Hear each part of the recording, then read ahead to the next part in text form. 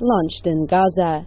The missile was projected by Israel's Iron Dome. It autonomously senses threats and sends a warning to an operator, who then gives the command to fire.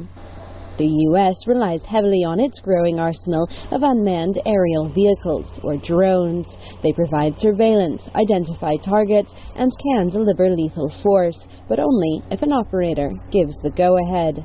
David Metham, Britain's director of Human Rights Watch, says within decades, technological advances could write the human operator out of the equation. Drones are not fully autonomous weapons. They involve human intervention in terms of their targeting and the decision to strike.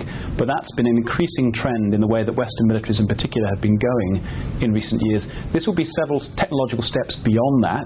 It will potentially be a weapon system that took the human being out of the loop. Precursors are already on their way, he says.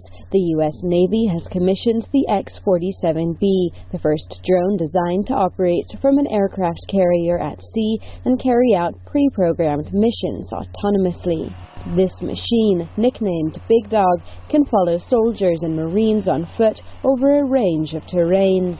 It's unarmed, but Human Rights Watch says one day autonomous robots could have lethal power. One of the things that holds us back from barbarism in contexts of war is obviously this differentiation, this distinction between combatants and civilians. And we're worried about a robotic weapon of the future not being able to distinguish between a child holding out an ice cream and someone holding a weapon. The U.S. and other militaries have said they've no plans to remove human supervision over the decision to use lethal force, despite advances in technology.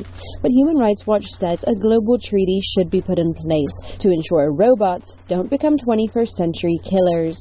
Independent security analyst Hugo Rosemont says a public discussion is needed about the new technology and its role in both war and peace. There also needs to be a public discussion around some of the wider applications, such as in the use of disaster management and humanitarian relief.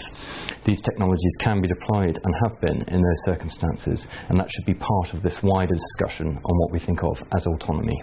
He says autonomous robots could well do the world plenty of good in the years to come.